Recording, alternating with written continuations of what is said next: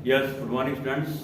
आप जब भी इस वीडियो को देख रहे हैं तसल्ली पूर्वक आराम से दोहरा कर इसको बार बार देखें। ये जो क्वेश्चन जो करवाए जा रहे हैं ये फाउंडेशन टाइप के क्वेश्चन हैं और ऑब्जेक्टिव क्वेश्चन हैं, और सभी जो क्वेश्चन जो करवाए जा रहे हैं ये आरबीडी के क्वेश्चंस करवाए जा रहे हैं, क्योंकि आपके 12th फिजिक्स के एग्जाम में इस समय जो बोर्ड का जो पैटर्न जो है उसके अकॉर्डिंग आपके कुछ जो क्वेश्चन जो है वो ऑब्जेक्टिव्स आने वाले हैं। इसलिए समय को हम बिना वेस्ट किए आइएगा स्टार्ट करते हैं। और क्वेश्चन नंबर जो हमारा जो फर्स्ट है, हाँ एक बात है, आप वीडियो जब देख रहे हैं तो अगर आपके पास में आरबीडी है उस समय तो बेस्ट रहेगा। यदि आपको वीडियो बहुत अच्छे से क्लियरिटी से नहीं दिखाई दे रहा है, वीडियो आपको अच्छे से दिखाई देगा, आप अपनी क्वालिटी बढ़ा लीजिएगा। अन्यथा आप सभी के पास इस समय आप तैयारी कर रहे हैं, आरबीडी लेके बैठ जाइएगा। मैं क्वेश्चंस को बता रहा हूं। क्वेश्चन नंबर जो फर्स्ट जो है वह है एक एन टाइप जो अर्धचालक जो होता है वह ऋणावेशित होता है, धनावेशित होता है या उदासीन होता है या नन ऑफ दीज, इनमें से कोई नहीं।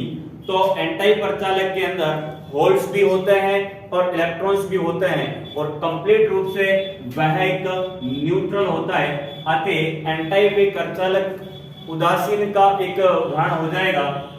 क्वेश्चन नंबर सेकंड क्या है, अर्धचालकों में आबंध कौन से बनते हैं। जब अर्धचालक के बारे में जब हम पढ़ते हैं तो आपने थ्योरी में पढ़ा होगा इनके मध्य बंध कौन से बने हैं, आयनिक है, धात्विक है या वंडरवाल है या सहसंयोजी हैं। तो आपका जो उत्तर जो होगा वह होगा सहसंयोजी बंध, क्योंकि आपको एग्जाम में ये प्रश्न सीधे मिलेंगे और आपको इनमें से एबे में से आपको छांट के एक प्रश्न को हल कर लेना है। क्वेश्चन नंबर थर्ड क्या है, परम शून्य ताप पर मैज जर्मेनियम तथा मैज सिलिकॉन होते हैं।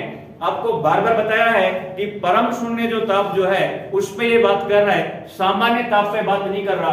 तो परम शून्य ताप पर ये कुचालक की भांति कार्य करते हैं। और कुचालक के भी टर्म कौन सी दे रहा है, कुचालक भी दे रहा है, आदर्श कुचालक। तो 0 केल्विन ताप पर, परम शून्य ताप पर नए जर्मेनियम में जो नौ सिलिकॉन जो है वह आदर्श कुचालक की भांति व्यवहार करते हैं।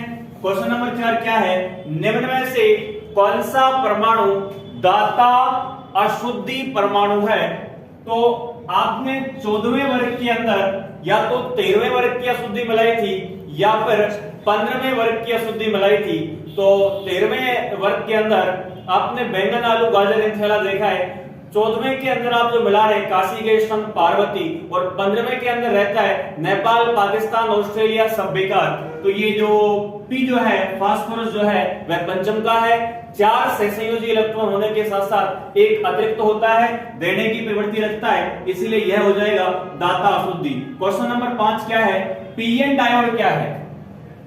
पीएन डायोड एक रेखीय युक्ति है, अरेखीय युक्ति है, तापीय युक्ति है या इनमें से कोई नहीं। देखो ओम का नियम जब आप पढ़ते हैं तो ओम के नियम के अंदर आप दो रूप से युक्तियां पढ़ते हैं, एक तो ओमीय युक्तियां और एक होती हैं अनओमीय युक्तियां। चैप्टर नंबर 3, तो चैप्टर नंबर 3 के अंदर ये आपको बताया था डायोड, ट्रांजिस्टर, आईसी, ट्रायोड, ये सभी जो होते हैं यह अरेखीय युक्तियां हैं। सर इसका मतलब क्या है, इसका मतलब है V और I के मध्य जो आपको जो ग्राफ जो मिलता है ओम के नियम में वो समानुपाती मिलता है, एक स्ट्रेट लाइन मिलता है। कहने का मतलब जैसे जैसे आप वोल्टेज बढ़ाते हैं वैसे वैसे धारा का मान बढ़ता जाता है।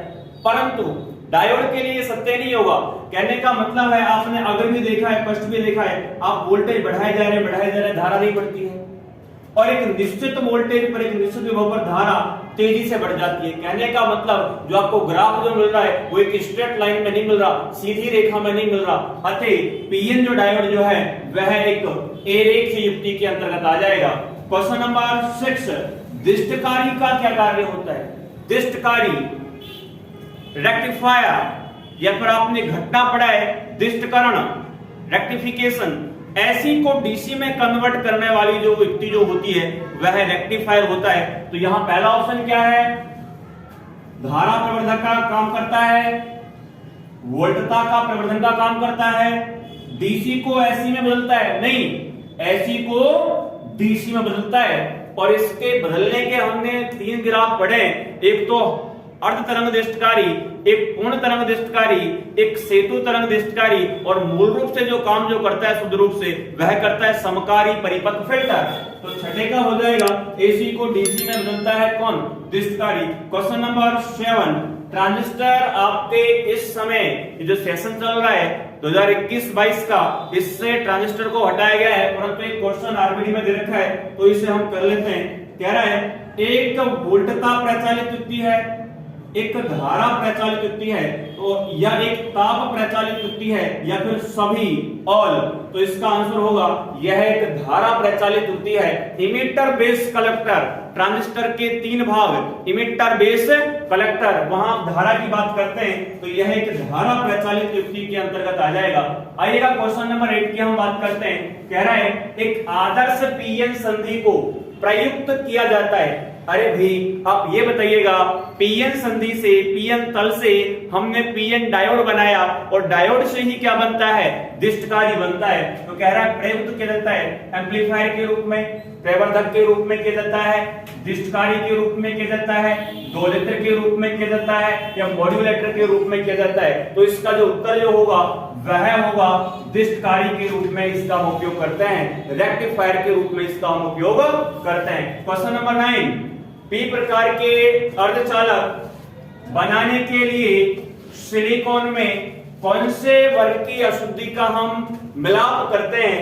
तो पहला ऑप्शन है पंचम समूह का पदार्थ मिलाते हैं, तृतीय समूह का पदार्थ मिलाते हैं, चतुर्थ समूह का हम पदार्थ मिलाते हैं, या कोई भी नहीं मिलाते। ऐसा तो हो ही नहीं सकता, हमको या तो एन टाइप बनाना है या पी टाइप बनाना है, और इन्हें बनाने के लिए हमको 14वें वर्ग के अंदर एक निश्चित वर्ग के तत्वों की अशुद्धि का निर्माण करना होगा।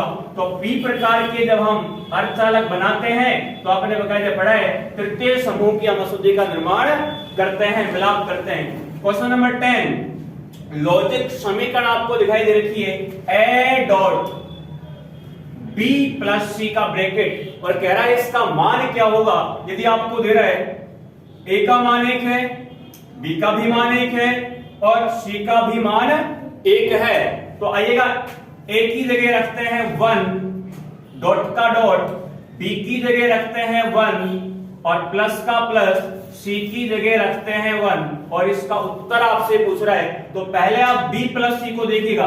प्लस का शाब्दिक अर्थ होता है और से, किस गेट से होता है? और गेट से होता है, और गेट के मतलब आपने देखा है 1 + 1, 1 + 1 कितना होता है? 1 होता है। अतः ये अब यहाँ पे आपको 1 + 1 का मान मिल रहा है 1, और 1.1 ये डॉट किसके अंतर्गत आता है?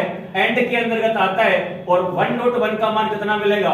1 मिलेगा। अतः ऑप्शन कौन सा होगा? 0 या 2 या 11 या डी, 1 आंसर आपको मिलने वाला है। क्वेश्चन नंबर 11, तार्किक द्वार का नाम बताइएगा। ये चित्र आपको दे देगा, और चित्र देने के पश्चात 4 ऑप्शन आपको दे रहा है और कह रहा है कि बताइएगा इनमें से कौन सा आंसर होगा। पहली बात तो ये जो आपको ये वाला भाग दिखाई दे रहा है, इस तरह से घुमा घुमा जो भाग जो है, एज वेल एज जिसे आप लट्टू की भांति कहते हैं जो क्लास में पढ़ाते हैं, तो ये और को बताता है। लेकिन यदि और पे हम ये नोट लगा देना तो ये नोर बन जाता है, तो यह किसका हो जाएगा? नोर का हो जाएगा। तो तार्किक जो दिया गया जो द्वार जो है वह एक नोर का प्रतीक है। क्वेश्चन नंबर 12, चित्र में प्रदर्शित लॉजिक परिपथ, एक परिपथ आपको दर्शाया गया है। लॉजिक परिपथ के निर्गमन के लिए बूलियन व्यंजक क्या होगा? ये दी गई जो समीकरण जो है इनमें से आपको एक समीकरण को बताना है। तो ये जो गेट है ना, ये और गेट है, ये भी और गेट है, लेकिन ये गेट जो है ना ये एंड गेट है, डी जैसा आपको दिखाई दे रहा है। तो यहां निर्गत जो होगा ना y बराबर क्या होगा? इस पे a आ रहा है, इस पे b आ रहा है, तो और का शाब्दिक अर्थ होता है प्लस से, तो y बराबर आउटपुट के रूप में मिलेगा a प्लस में b। इधर आइएगा, यहां पर भी आपको नीचे और गेट पे 2 ही इनपुट हैं, एक तो a है और एक c है, तो y बराबर मिलेगा a प्लस में c। प्लस क्यों ले रहे सर? प्लस इसलिए ले रहे हैं क्योंकि ये जो गेट जो है ना ये और गेट है। अब यहां पर डी गेट पर ये इसको y डैश मान लीजिएगा। अब यहाँ डी गेट पर आपको दिखाई दे रहा है एक तो a प्लस बी इधर से आ रहा है, एक a प्लस सी इधर से आ रहा है, और एंड गेट का समीकरण क्या होता है? मान लीजिएगा, कुछ भी मान लीजिएगा, y बराबर या y डबल डैश बराबर, तो y और एक है y डैश, तो y डॉट y डैश। तो यहाँ पे y का मान क्या है? a प्लस में b और बीच में है डॉट और y डैश का मान क्या है a प्लस में c। तो कौन सा ऑप्शन मिल रहा है a डॉट b प्लस में c नहीं मिल रहा, a dot b dot c नहीं मिल रहा, a plus b dot a plus c। अतः इसका जो आंसर जो होगा वह होगा से। आइएगा क्वेश्चन नंबर 13 के ऊपर। कह रहा है नॉर गेट किन दो गेटों से मिलकर बना होता है, इसी में छुपा हुआ है आंसर। एक तो और ये लीजिएगा और एंड का मतलब होता है नॉट और प्लस नॉट, जो सा भी है उसको टिक कर दीजिएगा। नॉट प्लस में एंड नहीं होगा और प्लस में नॉट यही होगा। तो तेरे का आंसर क्या होगा बी। क्वेश्चन नंबर 14 ये ट्रांजिस्टर का है, बाकायदे ट्रांजिस्टर आपके सिलेबस से हटा दिया गया है, परंतु फिर भी क्वेश्चन हम पढ़ लेते हैं। कह रहा है एक एनपीएन ट्रांजिस्टर को प्रवर्धक की तरह एम्पलीफायर के रूप में हम उपयोग में लाते हैं, तो बताइएगा इलेक्ट्रॉन्स या होल्स का जो गमन जो है वो किधर से किधर होगा। आपने ट्रांजिस्टर पढ़ा है, 3 भाग होते हैं, इमिटर बेस कलेक्टर, उत्सर्जक आधार संग्राहक। इलेक्ट्रॉन जाते हैं इमिटर उत्सर्जक से संग्राहक की ओर, कुछ यही वेस्ट होते हैं और संग्राहक बेस जो है बेस इनको भेजता है किसको, संग्राहक को, कलेक्टर को। इलेक्ट्रॉन आधार से संग्राहक की ओर, आधार से संग्राहक की ओर, सीधे बोलेगा नहीं।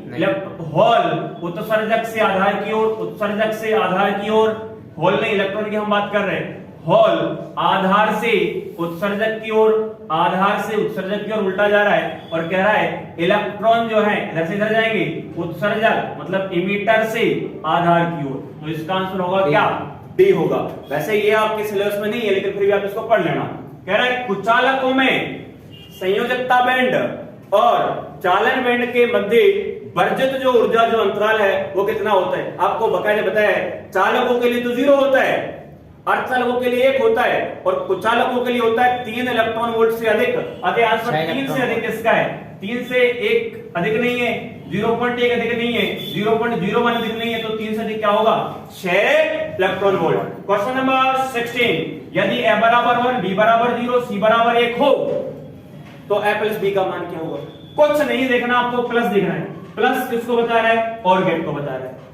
a का मान कितना है 1, b का मान कितना है 0, 1 प्लस में 0 क्या होता है 1, तो आपका आंसर क्या हो जाएगा 1। क्वेश्चन नंबर 17 अर्धचालकों में चालन होता है, धारा का जो चालन जो होता है। आप सभी चैनल को लगातार देख रहे हैं तो ये 1-2 क्वेश्चन मैं आपके लिए भी देता हूं, आप कमेंट बॉक्स में जाइएगा।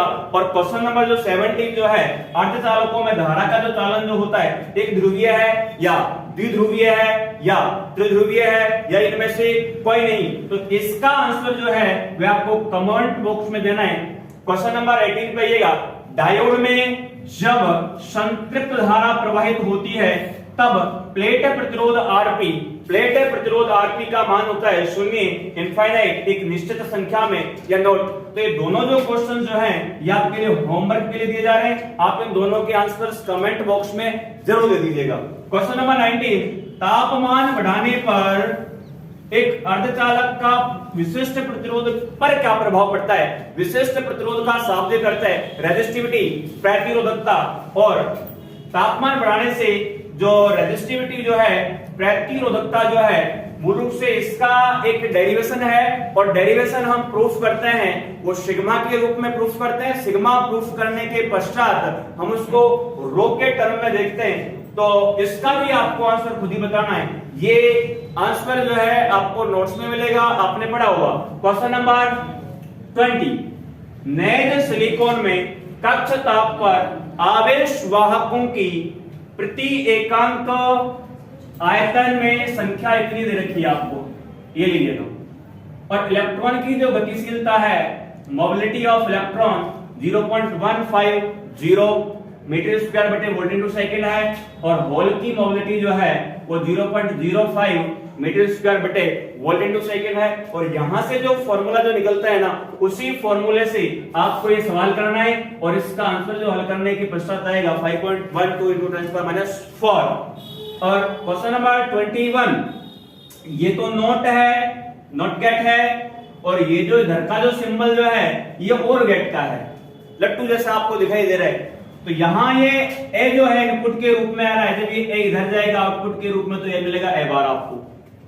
इधर ये b जा रहा है, तो y बराबर और का क्या मिलता है, प्लस में मिलता है। तो ये इनपुट तो है क्या, a बार, और इधर का इनपुट क्या है, b, तो प्लस में b, a बार प्लस में b। तो 38 इनमें से कौन सा है, y बराबर a पे बार नहीं है, दोनों पे बार है, नहीं है, c a पे बार है और प्लस में b है, तो इसका आंसर क्या होगा, c होगा, a बार प्लस में b।